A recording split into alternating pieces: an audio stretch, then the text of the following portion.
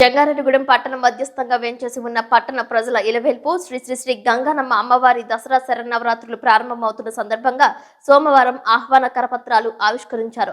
పట్టణ ప్రముఖులు, ఆలయ కమిటీ సభ్యులు పాల్గొన్నారు.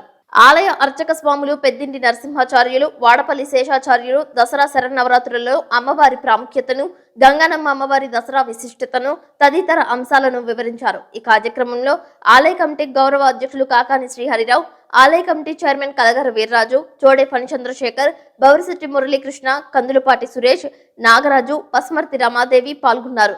దసరా శరన్నవరాత్రులలో చేసే వివిధ పూజాది కైంకర్యాల గురించి మీడియాకు వివరించారు. అక్టోబర్ 3వ తేదీ నుంచి 12వ తేదీ వరకు నవరాత్రులు నిర్వహించగా, నవరాత్రుల్లో భాగంగా అక్టోబర్ 10వ తేదీన ఇంద్రనీలాలతో సామూహిక విశేషార్చన, 13వ తేదీన తెప్పోత్సవం, చండీ హోమం ఏర్పాటు చేసినట్లు తెలిపారు. మన జంగారెడ్డిగూడెం పట్టణంలో పట్టణాన్ని మధ్యస్థంగా వేయించినటువంటి గ్రామదేవత జగన్మాత అయినటువంటి శ్రీ గంగానమ్మ అమ్మవారు దసరా నవరాత్రి మహోత్సవాలు 3/10/2024 గురువారం నుండి ప్రారంభమయ్యి 12/10/2024 శనివారం వరకు కూడా ఈ 10 రోజులు కూడా అత్యంత వైభవపేతంగా శ్రీ గంగానమ్మ అమ్మవారు నవరాత్రి మహోత్సవాలు నిర్వహించడానికి అన్ని ఏర్పాట్లు జరుగుతున్నవి. అలాగే ఈ నవరాత్రి మహోత్సవాలు అనగానే జంగారెడ్డిగూడెం అనగానే గంగానమ్మ అమ్మవారు నవరాత్రి మహోత్సవాలు ప్రసిద్ధి చెందినటువంటిది.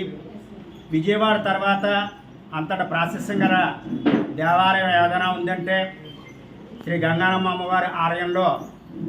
విజయవాడలో దుర్గమ్మ తల్లికి ఏ విధముగా అయితే అవతార అలంకార మహోత్సవాలు జరుగుతాయో అదే విధముగా ప్రతి సంవత్సరం కూడా భక్తుల అందరి సహకారంతో కమిటీ వారి యొక్క ఆధ్వర్యంలో బ్రహ్మాండంగా అమ్మవారి ఉత్సవాల కార్యక్రమాన్ని భక్తులందరూ సహాయ సహకారాలతో జరుపుకుంటున్నాము. భక్తులందరూ కూడా చేయూతనిచ్చి ఈ కార్యక్రమానికి ప్రోత్సాహంతో ఇంత వైభవపేతంగా అమ్మవారి ఉత్సవాలు అమ్మవారు జరిపించుకుంటున్నారు. ఈ మహోత్సవాల కార్యక్రమం 3వ తేదీ గురువారం నుండి అక్టోబర్ 3వ తేదీ గురువారం అమ్మవారు ముందుగా బాలా త్రిపుర సుందరి దేవిగా భక్తులందరికీ కూడా దర్శనం అవబోతున్నారు.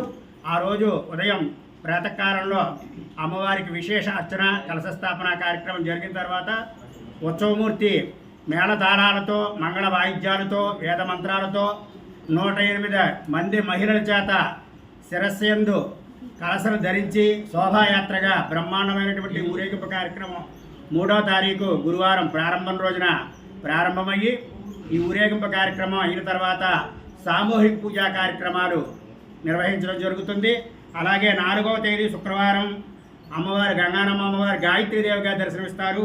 అలాగే 5వ తేదీ శనివారం శ్రీ గంగానమ్మ అమ్మవారు అన్నపూర్ణాదేవిగా దర్శనమిస్తారు. అలాగే 6వ తేదీ ఆదివారం రోజున లలితా త్రిపుర సుందరి దేవిగాను, 7వ తేదీ సోమవారం రోజున ఈ సంవత్సరం మహాచండికాదేవిగా అమ్మవారి అలంకారం ఉంటుంది. అలాగే 8వ తేదీ మంగళవారం రోజున మహాలక్ష్మీదేవిగా అమ్మవారికి ఆ రోజు వివిధ అలంకారాలతో స్వర్ణమయమైనటువంటి అలంకారాలతో అమ్మవారిని అలంకరించి ఆరాధించడం జరుగుతుంది. అలాగే 9వ తేదీ బుధవారం రోజున పూర్ణ నక్షత్రం ప్రారంభమవుతుంది. ఆ రోజు సరస్వతీదేవి పూజలు, సరస్వతి అలంకారంలో అమ్మవారి దర్శనమిస్తే మరి వేలాది మంది విద్యార్థులందరూ కూడా శ్రీ గంగానమ్మ అమ్మవారు ఆ సరస్వతి రూపంలో ఉన్న అమ్మవారిని ఆరాధించుకోవడం కోసం వేలాది మంది విద్యార్థుల చేత ఆ సరస్వతి పూజా కార్యక్రమానికి ఏర్పాట్లు కమిటీ వారు చేస్తున్నారు. అలాగే 10వ తేదీ గురువారం రోజున దుర్గాష్టమి అమ్మవారు దుర్గాదేవిగా దర్శనమిస్తారు. అలాగే ఆ రోజు సాయంత్రం ప్రతి సంవత్సరం కూడా ఒక ప్రత్యేక పూజా కార్యక్రమం భక్తులందరి సహకారంతో కమిటీ వారి ఆధ్వర్యంలో ప్రతి సంవత్సరం జరుపుకుంటున్నాం. ఈ సంవత్సరం ఇంద్రనీలమణుని చేత అమ్మవారిని సాయంత్రం 6 గంటలకి దర్శనం చేసుకో అమ్మవారి ఆరాధన కార్యక్రమం ఉంటుంది.